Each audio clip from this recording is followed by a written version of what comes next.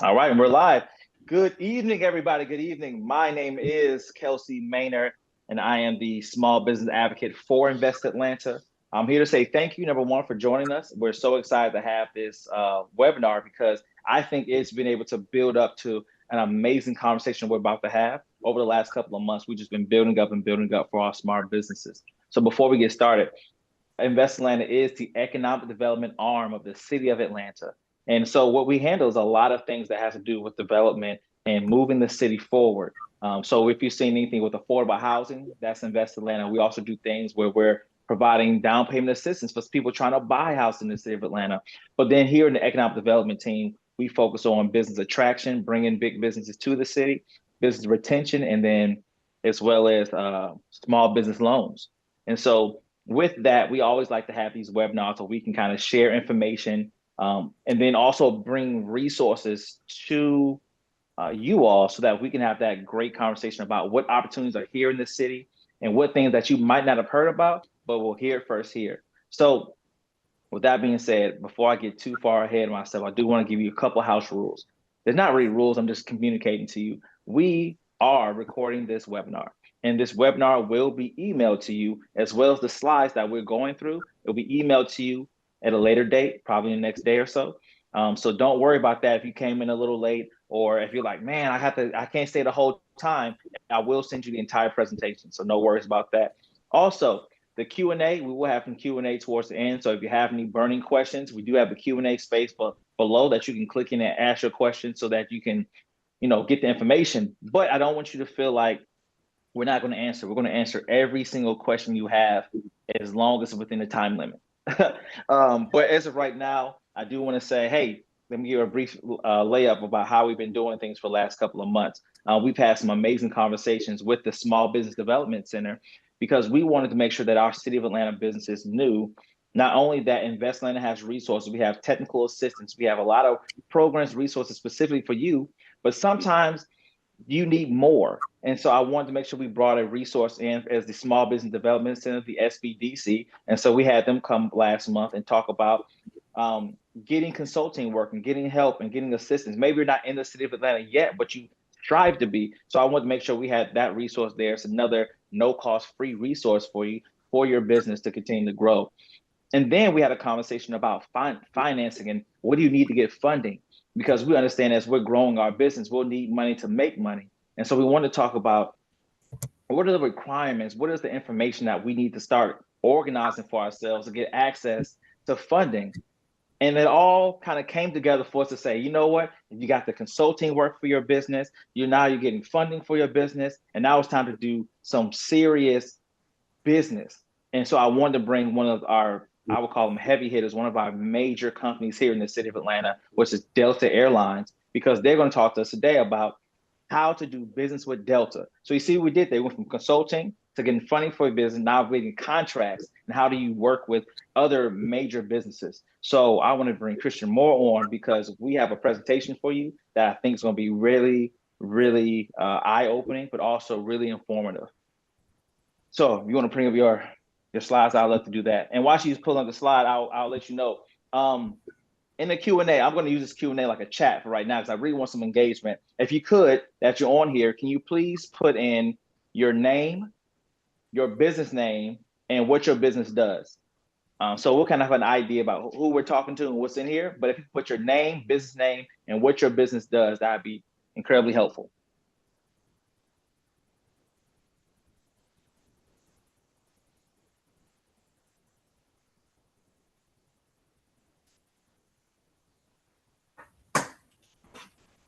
Hmm.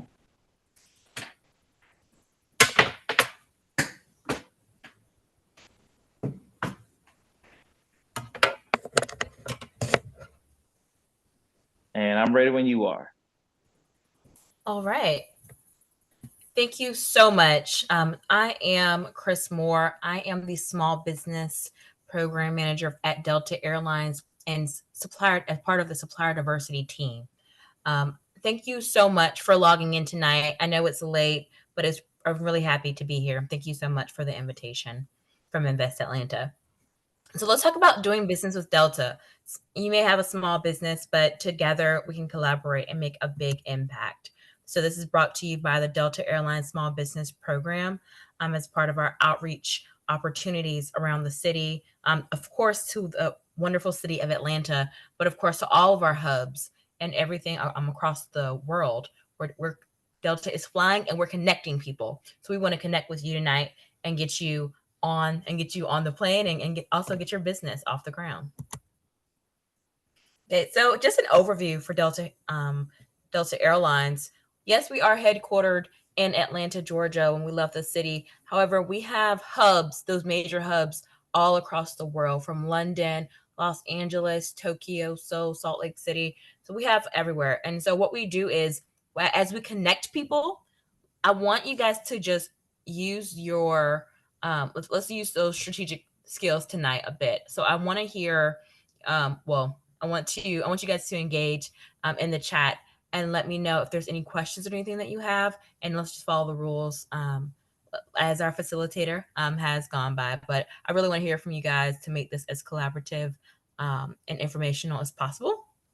So don't be afraid to drop something in the chat.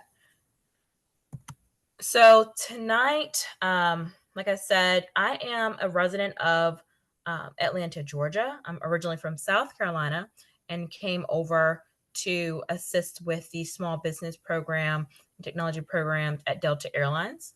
So a couple of my specialties within the company will be around corporate real estate, facilities, IT, legal, HR, and various products and services, including professional services that we use within Delta Airlines.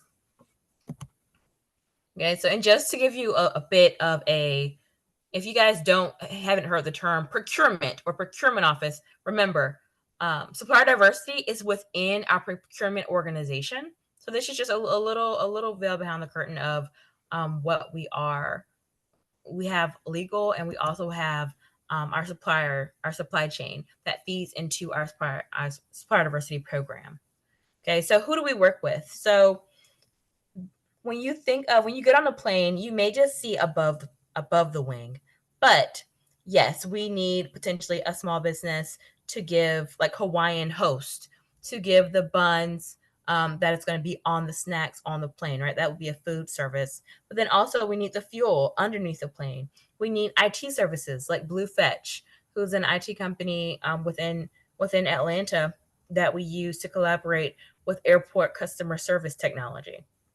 We have several consultant groups. We have architecture groups that we work with. So there is a variety of opportunity for you to work with Delta Airlines. We're not just buying just fuel and just planes. There's a plethora of things that we work with, and that's called a commodity. Number one takeaway that I want you guys to hear tonight is commodity.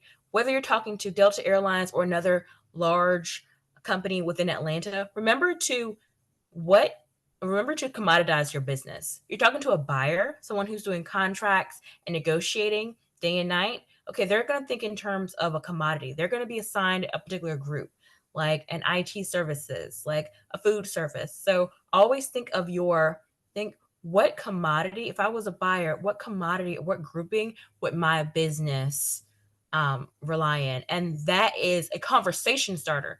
And that's how you get to be connected to the right buyer, to the right opportunities, and to the right people within the company. So remember to yes, always keep your unique proposition as a business, but on the other hand, make sure that you have that commodity. So keep your strategic edge and your uniqueness, but also think of your business as a commodity, and how can you help the company that you are lobbying for. Okay, so in the chat, I always like to hear, and we can kind of go through these later, of what the businesses that are here tonight. I'm definitely going to ask for all of your email addresses and everything to follow up after this, and we look forward to connecting with you guys and get you guys all signed up in the portal for Delta Airlines tonight. So this is a good night to join. This is excellent timing, guys. Okay, so tonight I just want to talk about what we buy, some contacts that we can give you to kind of start to reach out, and then I would love to talk about some 2024 trends that I see, and then I would love to talk a little more about commoditizing the business and also getting RFP ready. Before we jump in, are there any questions in the chat? I want to take a pause here.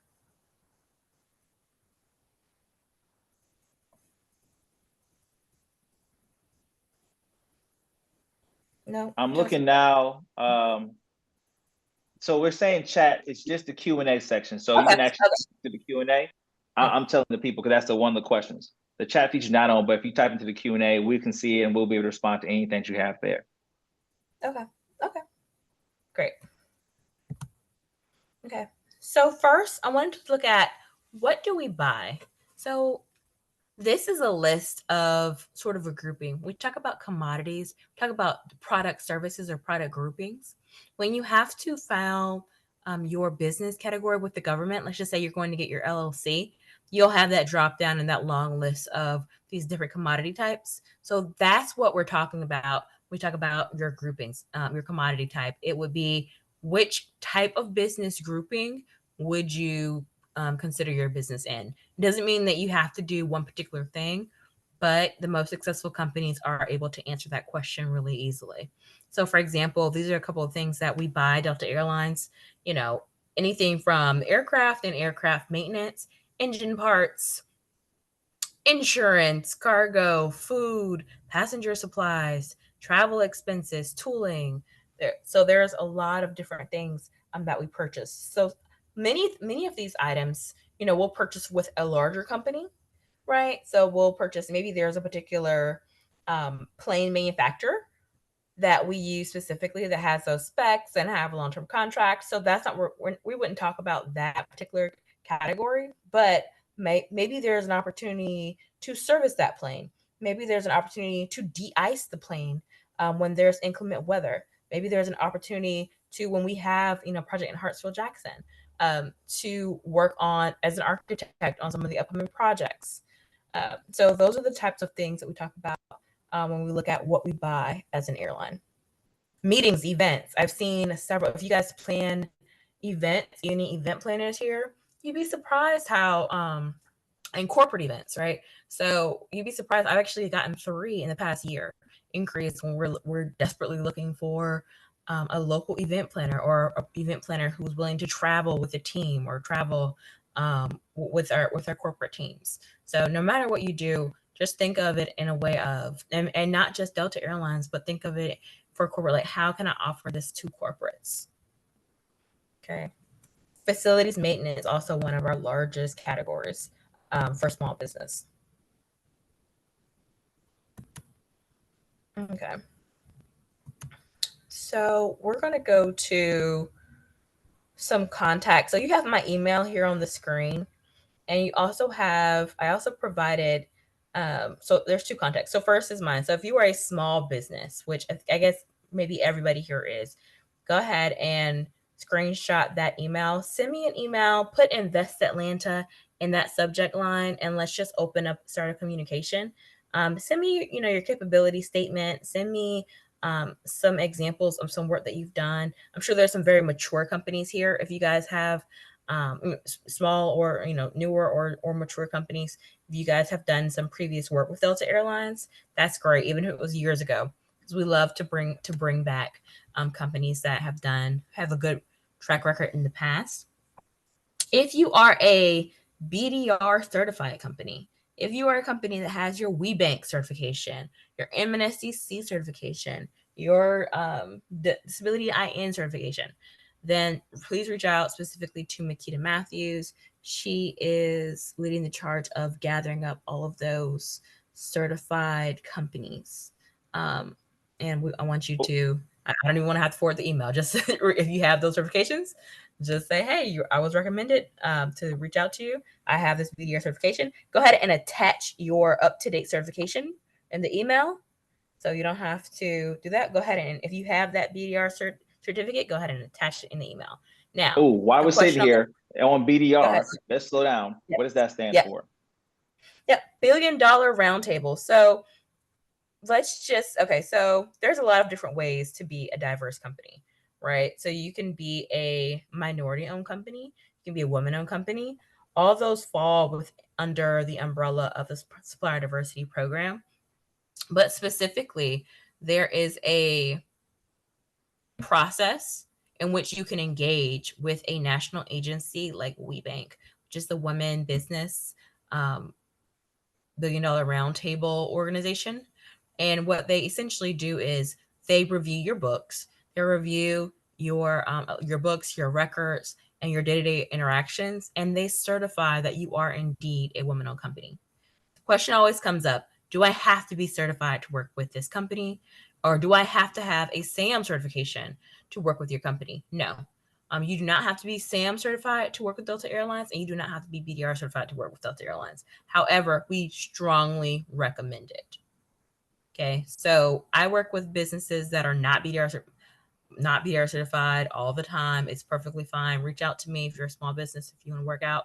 But if you do have those certifications, go ahead, and it would be a good idea to market yourself um, to Makita, just to kind of get on the list. And you can CC me on the email. I'll make sure that she gets them. Um, and yeah, but always attach your BDR certificate. If you don't know what I'm talking about, don't worry about it. It's fine. This presentation is still for you.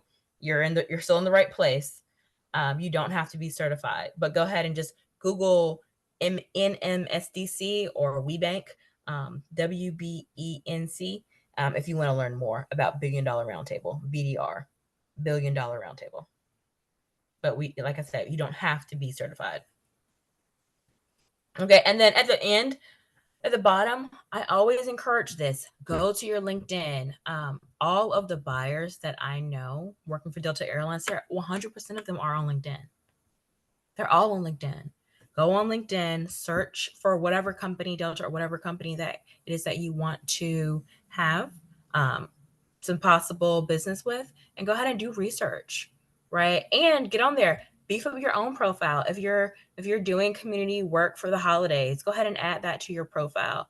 Don't underplay the importance of LinkedIn and promoting yourself. That's self promotion, and accounts are free. Go ahead and always do Mhm. it. Okay. Okay. So what's trending right now?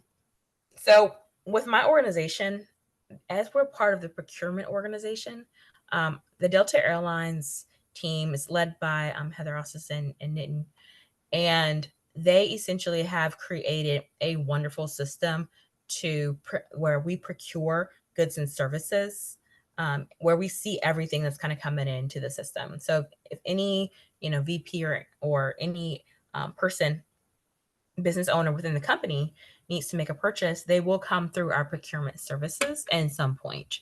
And so when we say trending, these are some things that I'm seeing that kind of pop up.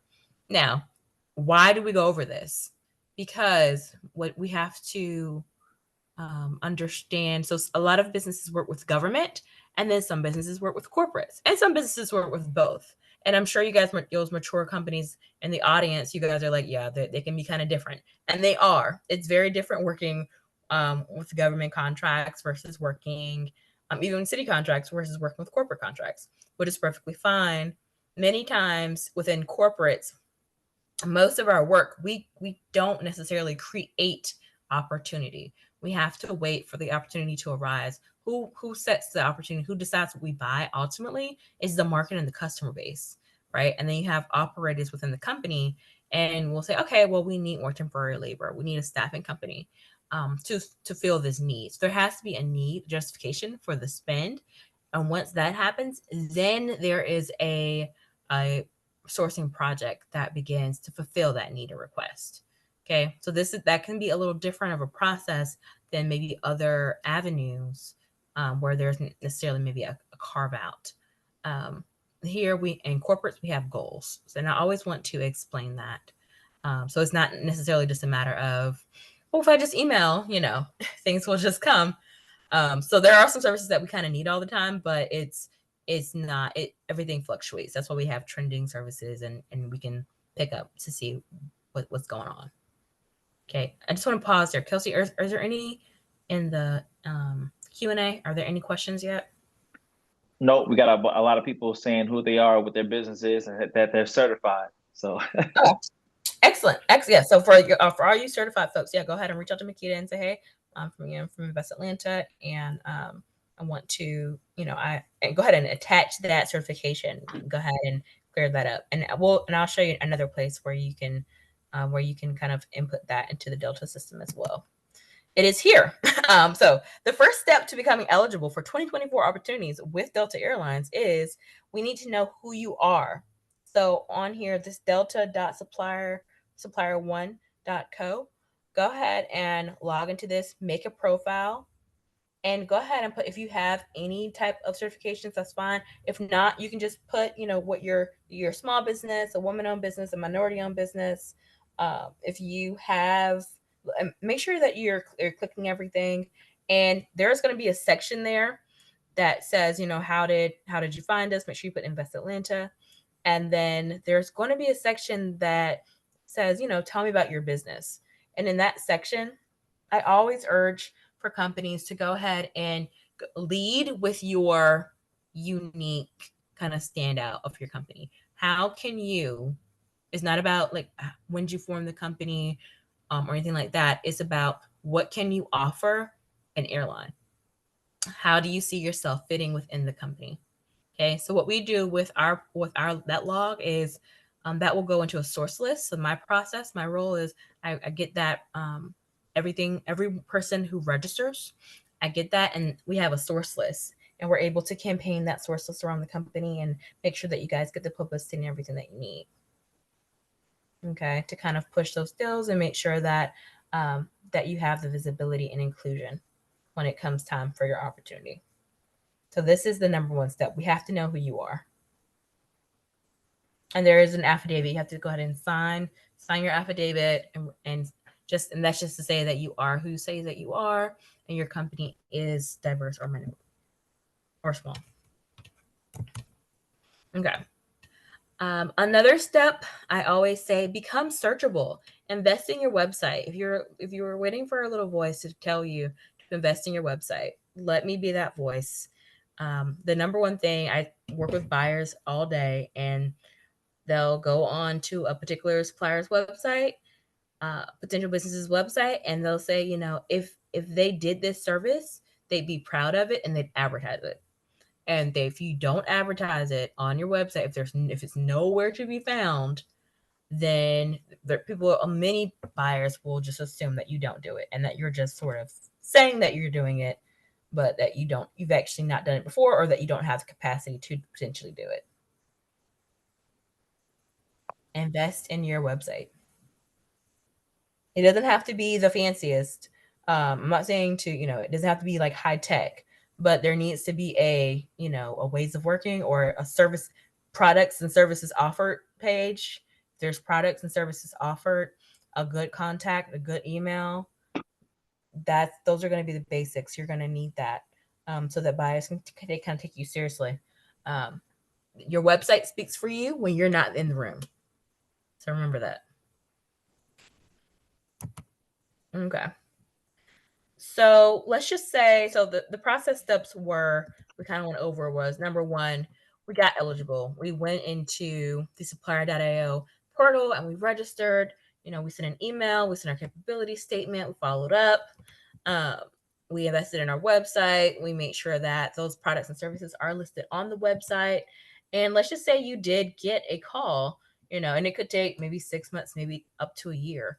Um, and let's just say you do get a call one day in, October 2024, and says, hey, we actually are looking for that event planner, that's local to Atlanta, that's willing to travel. What should you expect? So number one, there are um, I there are several small businesses that have been thrown off by this. So I always like to say it's perfectly normal for a large company like a corporate to want you to sign an NDA before you start any RFP process. That is normal. I've seen a couple people kind of like gawk at it, but it is a normal process. What it basically does is, it kind of protects the company and our strategic advantage. If we're trying to come out with a new thing, we don't want our competitors to get a hold of that. So the NDA just basically protects us to make sure that, we're not. that after you participate in this RFP, you can't sell that information to a competitor or something, anything like that. So that's one tidbit. People are kind of thrown off by that sometimes. Another is that remember that there could be multiple layers to an RFP, right? So a request for proposal, there could be an RFI, a request for information, where that in that pot could be maybe 20 suppliers, right? And then there often will be a down select process, right? So how do we get from that general sort of request for information stage to that down select process? So one is going to be showing your eagerness for the project, being price competitive, is going to put you ahead of the game. But also, the type of questions that you ask. Remember to always follow up with the sourcing manager and ask questions. And that could be within maybe they want you to do it within a portal. That's perfectly fine. Or just email them and ask questions about some of the specs. And then if you get like an Excel worksheet, open it up, fill out every page, and remember that this RFP itself is an opportunity. So maybe in other corporations do it differently, but once you participate in an RFP with Delta Airlines, we have all that information saved. We have your profile, we have all your answers. So even that makes you a good candidate to be shown, maybe not to that opportunity, but to other opportunities. So always show up fully complete, full sentences. And these are small things, but I have personally reviewed many RFP responses. And so these are just the small things that kind of will set you apart. And this is also not a time to be shy. I've gotten the question, well, I did this project, something similar, but it was 10 years ago. That's fine. You still did it. You still did the experience. It's still relevant. Go ahead and, cite your sources and answer questions honestly and put your best foot forward. Always put your best foot forward. Okay. And then remember, so let's just say that, okay, one more thing. Let's just say that you do get let's just say you are awarded a contract or you're offered a contract or an opportunity, but it's like, ooh, that's sort of a small job, right? You have this big company, but they offered me this small deal. And I've seen this many times. Suppliers will sometimes turn down opportunities because the jobs are small. And I get it. There's going to be a break even, there's going to be a profit that you're looking to make. What I will tell you is once you get your foot in the door, like many other things, once you get that first project, once you get that first penny of spend, what you're able to be added to is what I call our supplier network. Okay, you are officially an existing supplier. What does that mean for you? So internally, it makes my job a lot easier, but ultimately, what it does is it gives you a sense of credibility. If you get one small job, execute on that one small job, you can now have a reference, right? So do a good job on your small job, and you can get larger ones. And I say that, and these things sound, it sounds like, oh, yeah, well, that's a bit sensible, but I have seen it many times where people turned down have turned down opportunity because they think maybe it's too small or maybe it's not exactly what they want to do, which is perfectly fine. But like I said, it's really easy to grow a company once you have some experience within the airline. Now you have airline experience, and that's nothing to scoff at. Just having airline experience, period. Okay. And so in those RFPs, we want to make sure that you are understanding your strategic plan. Number one, I love to bring up joint ventures and joint alliances. If you happen to get upon one of these deals and you're looking and this is too big for us, okay, what I love to, please email me. Please reach out to me. Please reach out to your contacts. Reach out to Kelsey. Reach out to all of your contacts. Anyone that works with a good amount of businesses, because what we want to do is joint alliances is how small businesses. It's a win-win situation. Okay, so it may not only be your name on the header, but we strongly encourage, and we see a lot of large businesses do joint ventures, and we see a lot of non-minority businesses do joint ventures. I've seen a lot of excellent business models that maybe you just need to go partner with an IT company. So maybe you have the know-how, you have even the system or the platform, but you need to partner with an IT company to build out a capability. Okay. And maybe, you have this opportunity yourself. I mean, you can take this to them and you can work out a better deal for you to where you can improve your back end, improve your systems, and make a lot of I've seen a lot of small businesses that just they literally just need that IT background. So if you are in need, if you think, oh, this that is my situation, I do have a great company, but I do need that extra arm and I would like some recommendations, please email me. I would love to kind of make that a 2024 priority and make sure that we can encourage more partnership and joint ventures. Okay. So you guys, I'm sure, are well established businesses. Let's just say you have a t-shirt company. Okay, so let's just say you make apparel goods. Let's just say you have notebooks, right? Let's just say you create things that can be sold. So goods and services, please email me if you have anything like that. Any type of goods, services, pens, notebooks, note cards, thank you cards. Those are what we call corporate supplies, and we have different avenues in which we can market and sell those across the enterprise. So please reach out, um, and don't assume that everyone else has done it, because I really don't get a lot of those inquiries at all, and we do have a good need for them. Okay.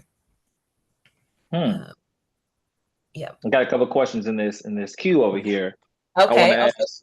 Good. Um, a really good one was after we fill out the information on the supplier one, will we have to check back into the portal for responses from Delta, or will y'all reach out to them, or is it like because I'm now in the supplier one, will I now see opportunities I can apply to? How's that set up? Great question. So you cannot see opportunities within the Supplier One portal. All the Supplier One portal really does is it enables you to be added to the source list. So if you go in and you just finish your Supplier One application, starting in January, I will add you to the 2024 source list. The source list is a spreadsheet that I publish to all of our purchasing agents across the company, across various fields. And so when they have opportunities, they get to see your name as like, hey, this is a company that it's we marketed them. I mean, we found them through Events Atlanta. They filled out this form, and it encourages people to find you. So it gets you added to the source list or finders list. It doesn't not You can't view opportunities directly through Supplier One. And essentially at that point, the buyer would contact you after you got added to the source list. Hmm. The rest of them are kind of specific. I do have a question myself though. Okay. So you said a couple times, email me, email me, email me. So do do you guys post contracts that people can apply to, or is it more like email me? I'm gonna put you on this list. Email me because I have some things and that I'm working behind the scenes that I can use these businesses for. Like, what is the how is this set up? Should Yeah. like so I say a company that does embroidery and pins, and they email you because they're on this webinar. Um, are they expecting you to reach out to them and let them know what's coming up? Or is there something that you're going to say, hey, go log into this to go see what we have coming up for 2024? Yep. So we currently, if you guys go to right now, the only partner that we have, and Kelsey, we talked about this earlier. Right now, the only partner that we have to posting opportunities is the SBA subnet. If you guys Google SBA subnet, then sometimes we do post opportunities there, and we post it by state. I think right now I have one. It's out there, but it's in I think South Dakota. We're putting up some projects in South Dakota, so for research. So right now, yeah, you can go to SBA subnet, and we will be partnering and with other folks to make sure that we can get some more general opportunities out there. After you sign up, yes. So I do internally. Internally, I'm sort of I am an advocate. I'm your advocate. So once you guys sign up, I do use those internal mechanisms to get your name on that source list and in front of buyers' faces, and then they contact you when we have an opportunity that comes across the desk for you. I got a question that said, do I need to find Delta buyers on LinkedIn first before we're able to do business with Delta? No, you don't have to find them first. It's just good to know. It's good to know. Or after, let's just say after they reach out to you, just always search them on LinkedIn. I always recommend that before you have a conversation. Just as you know, but just background research. Now, how do we know what opportunities are coming up with you? So with me, so why do I say email me? Email me. Okay. So when I do see certain opportunities come by my desk, I do reach out to suppliers like yourselves to inquiry if you guys are interested in an RFP. So I could have anywhere from, like, right now, there's not a lot that are going to be active for because we're closing out the year, but in January there will be, a good number, most likely, of things that we're trying to source for or trying to RFP for. Right. So I have the RFP list, and I reach out to you guys specifically with the RFP list to see, or when it's something that's in your category and something that you could possibly go for. And then you would essentially respond to me, and I'd say, okay, if you're interested in doing this, then I'll forward you to the buyer, or I'll give the buyer your information. Yeah, I'll forward you to the buyer and give them your profile and say, hey, this will be a good company to include in your upcoming RFP. And you may be included. There's a possibility that they don't have to include you at that point, but I try to make good recommendations so that a high percent of my recommendations are included. How often is the source list updated? Is it real time? And do y'all ever like refresh like every year it gets wiped and we do a new one? Oh no, good. So it is not, the source list does not get wiped at the end of the year, and it gets refreshed about once a month. Sometimes, and well, once a month plus like after a big event. So like after after this event, we know that we did outreach. So we go in and we update it after we do outreach events specifically, and then in general about once a month. Can you give that website for the source one again? Yes. Supplier one, supplier, delta.supplier1.co. You're welcome. Now, is there a revenue point that Delta requires for suppliers? More specifically, how can suppliers prepare to make sure they can meet demand around inventory, forecasting, whatever you guys need? Is there like a minimum of what a business needs in order to do business with Delta? So if we're talking about for example, in corporate real estate, if we're talking about you're a contractor and you want to come do some work on the Delta terminal in Hartsville Jackson, I will. The information that I can share is that there are certain requirements like insurance requirements, things like that, um, and what the way that we navigate that is once you are sort of on the list, right? Once you are one of the suppliers that we're gonna, okay, you've registered, we want to try to bring you in. We will have, actually, I work directly with, for example, the corporate real estate group, and and the corporate real estate group, we will have a seminar where we specifically go over, hey, these are, like, for example, the insurance minimums and requirements, and this is kind of like how we could help, things like that. So that's specifically for like insurance, bonding, things like that. That's pretty common. But for example, retail, that's going to vary from buyer to buyer and project to project. So if it's, and yes, that does vary. There is not a standard minimum,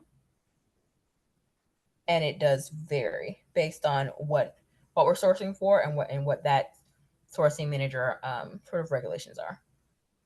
And it's not necessarily public knowledge. You have to sort of get into the negotiating phase. Now, once you're in that phase, that's the time to reach out to me. what happens a lot is people get all the way to the phase of talking to the buyer and getting in the RFP, and then they just kind of forget to call me.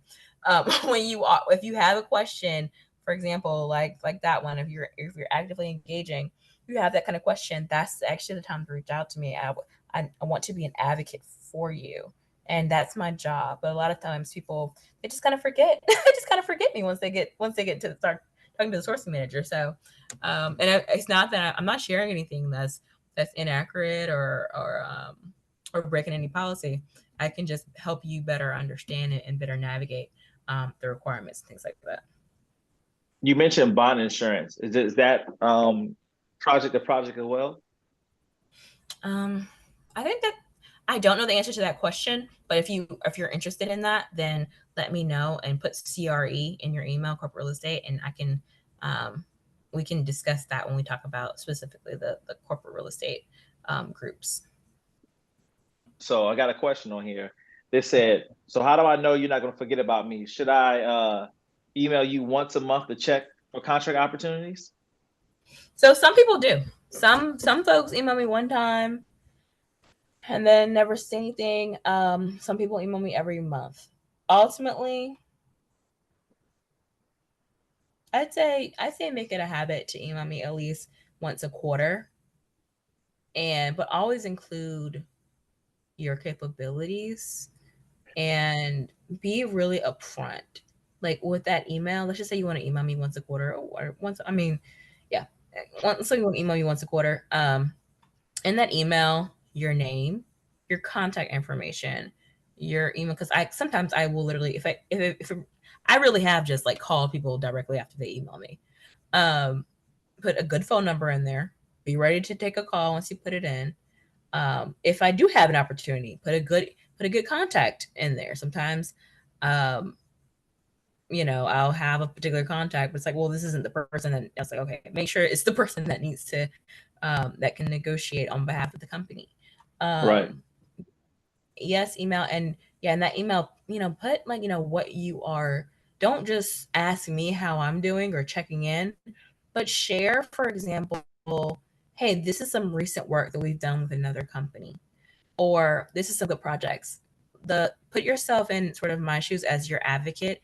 I want to go and kind of like brag on you when I do have a monthly meeting with the different directors, and I do monthly reports, and those are due on the 6th of the month. So if you want to, specifically, you know, email me on the 5th, that might be a good move. Or towards the end of the month, that might be a good move. Um, how do I know that you won't forget about me? It's possible. I work with 1,400 businesses, but go ahead and I'm sure.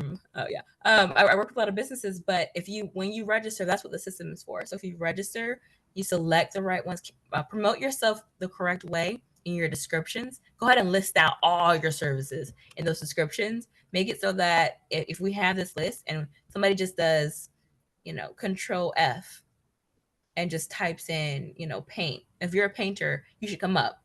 And that's a simple example. But make sure that when we search, that you come up, right? That's the number Ooh, one thing I really do. Go ahead. more questions. Yeah. Can we go back to the email slide? Yes, the email slides. There we go. There you go. That half my questions are answered right now. All right. What's your email address? There it is. I have a question though. If I email you and I am upfront and frank, hey, this is what I do, this is what our business is, we're checking in. We just did some great programs and opportunities with United Way, right? And Wells Fargo. We just start throwing out names and pictures of what we've done. If you have an opportunity coming up, what's the lead time? Lead Like time if for you option. say, yeah, like it's not like, hey, I have a project that's due tomorrow, or is it like I have like what typically is a lead time for a business that if I hit you up and I email you, is there I have something coming up next month? Like, is there some time That's periods for them? that's an excellent question. So that's good. So my I standard of try. work is I only well, I don't think you asked the question, but um So we have like the steps of procurement. You can just Google this. Like some people say it's 6, some people say it's 8. We have like the steps of procurement. So when I'm in that phase, we're on like step 2. Mm-hmm. So that's going to be early on. Now the project, I can't control the project timeline. Maybe the project is gonna like start and close in a week, and so in that case, yes, you had a type timeline. But you know, remember a normal project. I mean, it can go on for like months. That's normal, and I think a lot of businesses assume that these things happen just like in 3 days or so. And I'm sure in other industries they might, but these things can go on for months. So I can't predict. I can't answer the question of a specific lead time, but I will say that my approach is that we reach out within the first 2 to 3 steps of our sourcing process. And there's how many steps total? 6, I can't say 5, directly, 6. Okay, but got it. you just Google it. Just Google it. I was testing the water. In addition to insurance, what are some other risk management requirements? Oh, okay. All right. That's a good question. I wish I could switch screens. Um, we do have key risk management, and I should maybe bring the risk guy out. We can maybe have a great talk about that. Email me that question, and in the subject liner, put risk requirements, small business. That's a good point. I would love to bring in our risk guy so he can kind of review that stuff with you guys. Listen, we'll bring them to the next event. Right? No, no, Right. absolutely. We got Yeah. a lot of stuff to work on. It's okay. These are good questions. We got another Yeah. question point. I think we're in Q&A time, so let's do it. Is there Okay. a need for no? She says, is there a need for a corporate wellness small business with Delta? Maybe something to consider of the health and employee benefits. Health and wellness is a key um, sourcing category. Wellness, health, employee benefits is a key category. It depends on what the services are, but yes, we are that is a frequent reoccurring area that we do buy in. Mm. For a food business trying to work with Delta, is there a certain requirement that you guys are looking for? Okay, so one Uh-oh. line on the plane, if you're trying to get your food on the plane, It that's a tough. is. There aren't a lot of small or minority businesses that can fit the requirements of just, I mean, food temperature, the packaging. I've been down to the food kitchens, and it's genuinely, I'm blown away. I think our team does great work. Um, I can barely get my food to lunch. I mean, to the office, but I, yes, there are many of them are going to be, that I've personally advocated for. They're more of like the corporate lunches. So maybe like lunch on campus. Maybe we bring Like um, catering. catering is a big, yeah, yeah, in not on the airlines, but yes, in person catering. Um, that happens all the time. I mean, there are 80,000 Delta employees and like that. Yeah, we eat a lot, so that's a possibility. If you have a lunch, if in your email, just put in the headline lunch options, catering options, for Invest Atlanta. I mean, also Mm. when you do your registration, go ahead and input that too. They're asking for a rough estimate of the number of businesses from your suppliers list to get matched with opportunities throughout the year. Like you Ooh, said, you have 1,400 businesses that you communicate with. yeah. So on the first slide, so oh, I didn't put the stat on here.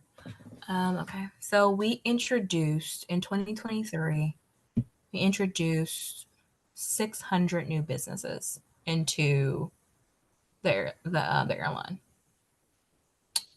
and of those 600, it definitely wasn't 100%, but I don't have the exact percent, but I know it was very impressive.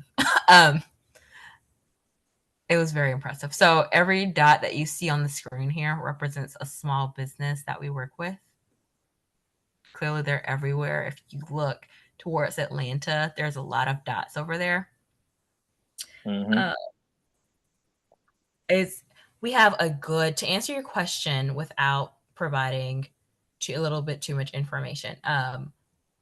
We actually have a great um, rate of introducing new businesses, and I will say that our spend for small in our small business program has almost doubled in 2 years. It's almost Really? doubled. Yes, that's why we're yes, that's why we're here. We are. It is a renewed effort. We are bringing in new suppliers, and yes, things are happening. Absolutely, doubled. That's Doubled. exciting. Yes, That's exciting. and This is a millions. question, Yes, millions, millions, millions, billions? Would that be millions. or millions? Okay, we're getting there. I know the answer to this, but I'm going to ask anyway. Can you get flight benefits when doing business with Delta? Go ahead and try to negotiate that in your contract. I'm only half joking. I think there. I mean, I don't know. I don't know the answer to that question. Um, I'm kidding about trying to put it in your contract. I don't know the answer to that question.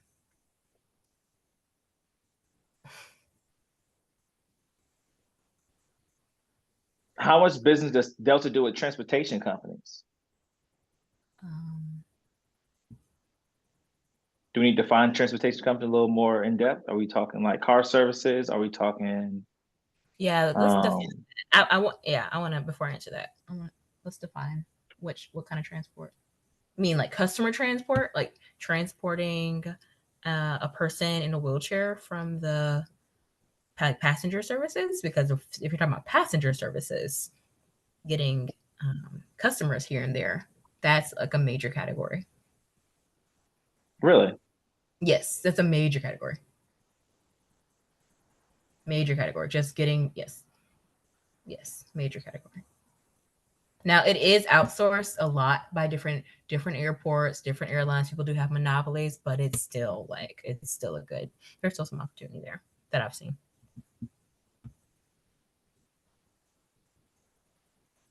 Hmm. There's a lot of questions I want to answer them because we have time. Yeah, Because go like I ahead. said, I'm a meeting and event planner. I have access to coordinating and delivering lunches and catering and doing catering events. Do I need to be the actual caterer? I'm gonna say There's going to be an amount per lunch. Go ahead and if you're going to be in that business, go ahead and get your amount per lunch. Make it a competitive price, and as long as that cost per head is not doubled, then I mean, why not, right?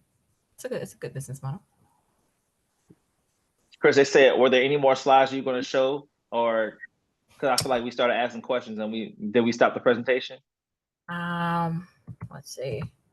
A lot of these are more business development at the end. We talked about smart framework.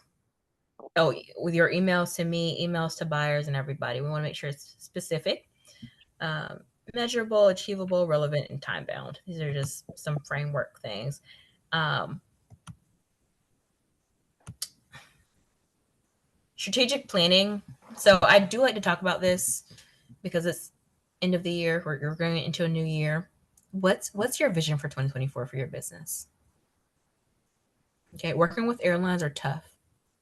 It's tough working. This is, and I'm gonna just say this. It's tough getting in with the airline. It's tough getting in with a lot of corporates. It's very tough getting in with the airline. If if you want to work with Delta Airlines, I would make it a 2024, 2025 goal. Understand that it might take, I mean, Q1 is, I would skip over Q1 and look at, okay, Q3, and Q2, Q3. What am I doing to prepare myself to work with this airline?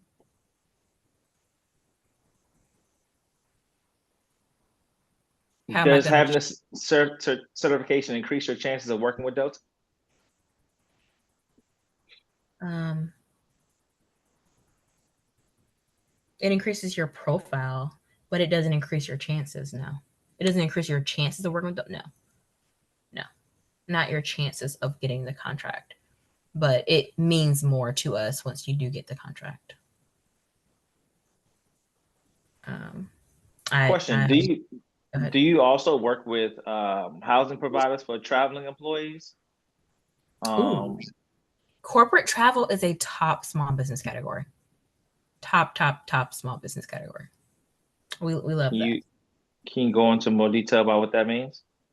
Hotels, hotels, or now we do have an outstanding corporate travel team that arranges a lot of things, but that doesn't mean that we still don't that there might not be that need for corporate travel agents, things like that. Again, tough job to get, right? Trying to be a corporate Right. travel for But a travel company. we're not talking about like, oh, I have, 20 rental properties in the city. Like I have an Airbnb. That's not the type of contract y'all guys work with. It's more Well, hotels. I mean, listen, Just asking. listen. I I've seen several corporate Airbnbs. I think think there's going to be a lot of tape around that, but I've seen it. I see it. Is there a conflict of interest if you're also a current employee of Delta? Go check your if you're a current employee of Delta Airlines, you should have been required to take our recent training for the end of year. That was just It uh, was. the 30th. Yeah, go ahead and reference that. Are there more slides? No, Are you still going through the key elements? I'm sorry. no. Go ahead. Go ahead. This is it. Okay. All right. He was saying trucking and courier services was the transportation that they were referencing. So I don't know the exact answer to that question for our 2024 planning. I have seen several, but I don't know enough. Oh, that's I would have to advocate for you and try to get you some more information on that. I haven't seen directly that contract, but I have seen transportation of fuel, transportation of different things. But I haven't seen for. But it doesn't mean that it doesn't exist. It just means I haven't seen it yet. Understood.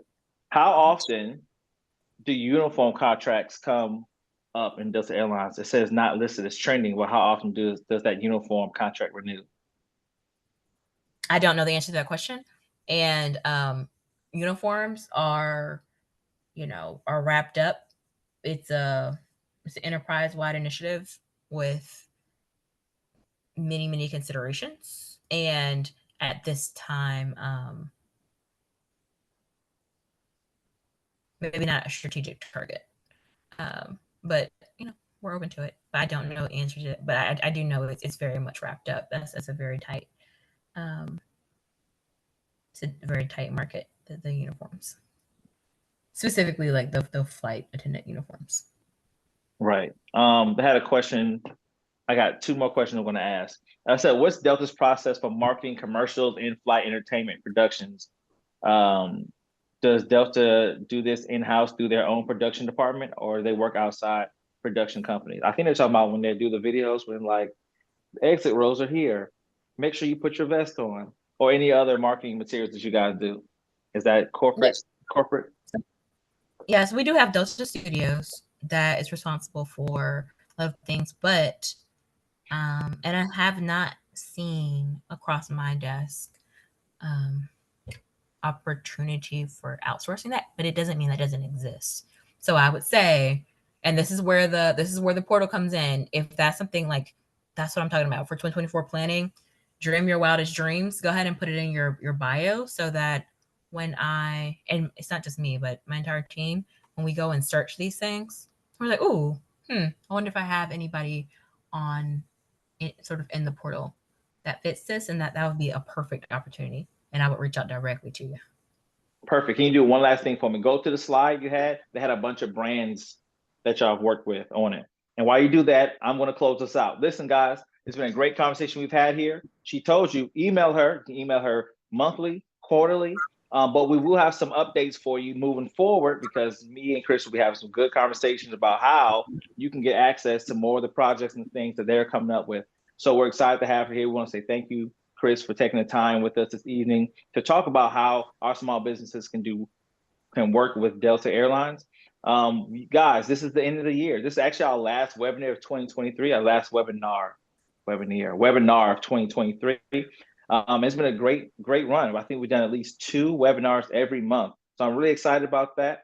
and we have more to come. So please look out for an email with the recording of this presentation as well as the slides that she showed. I'll be emailing them out to you so you have all this information. But more importantly, you will see a lot more work between Invest Atlanta and Delta to make sure you are all equipped with the necessary steps and the contacts that you have access to make sure you can do business with Delta in the near future. Chris, I appreciate you again. Thank you so much for taking your time. Guys, thank y'all for joining here. We had a whole lot of people, a whole lot of questions, a whole lot of engagement. I really appreciate it. But look out for that email from me. And we'll be talking to Chris very, very soon. All All right. right. You guys have a great night. Thank you so much. Thanks. Bye. Good night.